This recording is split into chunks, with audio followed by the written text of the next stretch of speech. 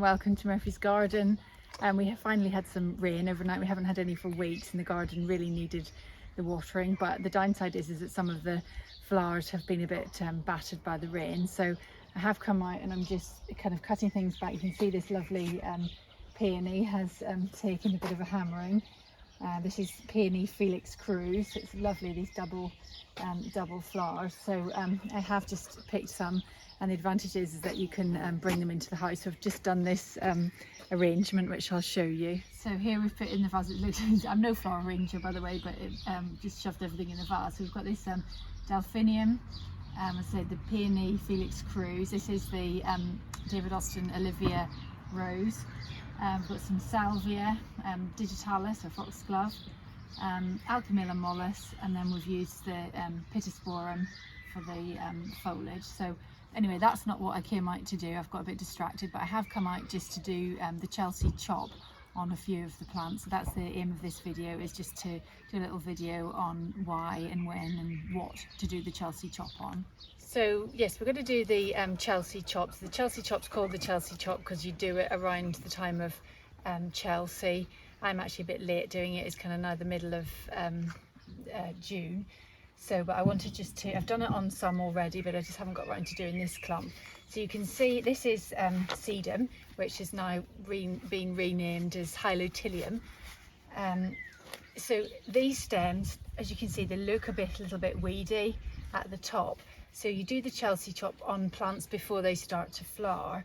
So all I'm going to do is, you can cut them on the other ones, I've cut them right back, but you can, if you're a bit nervous, just kind of cut them a little bit of the way down. So you're just really cutting off maybe about a third of the growth. And what that will do will make it will delay flowering by a few weeks, but when you do get the flowers, and remember you grow this for the autumn colour, so you want it to last all autumn and right into the beginning of winter. So it really is worth doing.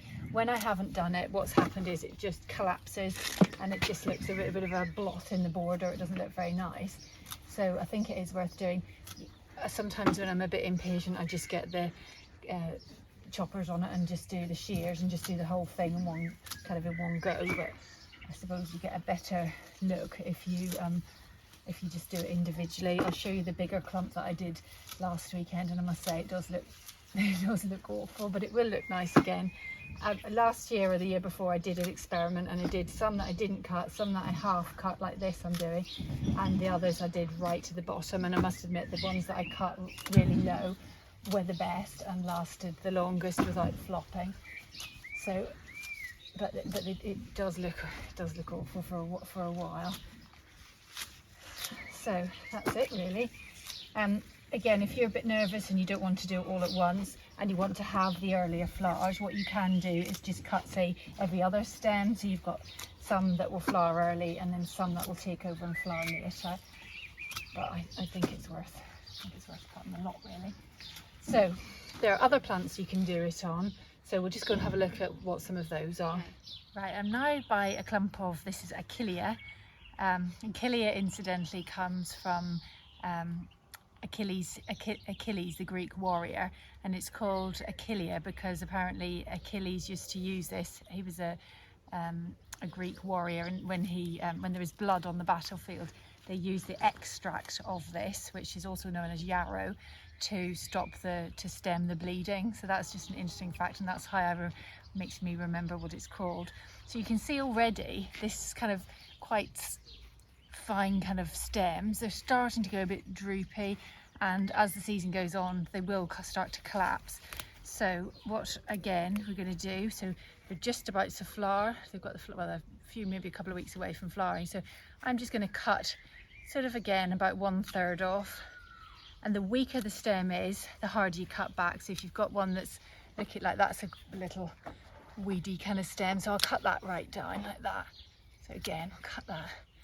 And again, you can do it with the shears and just do nice and quick, but perhaps it doesn't look as nice. So that's that really. I'll show you a clump I did last weekend. Already it is starting to shoot back, unlike the sedum, which looks a bit awful still. This is the clump I did a week ago, that last weekend. So it's starting to kind of come back a little bit. It will take a few weeks, And as I say, we've probably put back flowering for probably about 3 or 4 weeks, but don't worry, it will soon catch up. Also in the border here with these are some of the cosmos that we planted from seed, so they're starting to flower. Again, this isn't the Chelsea chop, but this is on an annual, so what you can do with that, you've got one stem, so what I can do is just chop it off. It seems a bit mean because it's just started to flower, but I'm just going to chop that off, and that will encourage it to put on lateral growth, so you'll get a bushier plant and a stronger plant. This is another thing that we've grown from seed. It's a Sarah Raven, I think it's called Rodolphia. Never grown it before, but that looks quite nice. That's a nice umbellifer type of flower. And while we're in the border here, this is Aconitum, or also known as, the common name is monk's hood. Very poisonous. It's called Aconitum because aconite means poison, and it was thought to be the stuff that they put on a spear or a javelin, which they, I guess, threw at their enemy and killed them with this poison, aconitum or something on it. I don't know, but that's the sort of Greek or Latin meaning. So I'm now with a phlox, another herbaceous perennial that you can do the Chelsea chop on. So you can see it's all budded and it's ready to flower, so it's exactly the same principle. Just going to cut out about 1/3. You can do this with lots of things. You can do it with Eupatorium, you can do it with penstemon, lots of things. And if it's, you know, it's your garden, so just experiment and even just do a little bit, just if you're a bit nervous, do a little bit at a time, or a few stems in the plant, and monitor what happens throughout the summer, and then you'll know what to do the next year. That's what I've done over the years.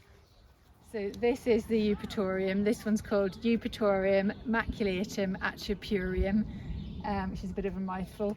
Now, it's very nice. It looks a bit like sedum, the flowers on it. I have put, I do sort of support it. I have got some structures, you can see bamboo here and some string going round and bamboos and stuff in between. But it does get quite heavy throughout the year, and I do on occasions have bits that kind of spill over. I have never done a Chelsea chop on this, but I have looked into it and you can do it. So what I'm kind of tempted to do is to try and maybe kind of graduate the height, so maybe cut some of these stems out here a bit lower like this, and then maybe don't do the bit at the back, so we've got a kind of sort of graduation of height. That's what I thought. We'll see how that goes throughout the year, whether that is a good idea or not a good idea, we shall see. But I think that will work. I think a lot of the, you know, when you see really nice gardens and they seem to have plants kind of going up in, you know, graduation, going up in layers, I think that must be what they do, is just to cut lower down at the front and then build up at the back. So that's the logic, and that's what I'm going to do. So we shall see. The last thing I'm going to do the Chelsea chop on is this penstemon. Penstemon is called penstemon, pen meaning 5, as in like pentagon, and then stemon is the stamen, so it's got 5 stamens, so that's why it's called penstemon. So again, I'm just going to, same as before, it's not rocket science, just take a little bit off, about 1/3. And again, I'm going to just do like I did with the Eupatorium. I'm going to have it lower at the front and then going a bit higher at the back. And I think really, like this time of year, I think the easy part of gardening is sort of May time, when everything just comes and it looks nice. It's the management that comes later in the year, from sort of June onwards, when you've got to start intervening as a gardener, and you've got to sort of take control of the plants, and you're kind of telling them what you want from them.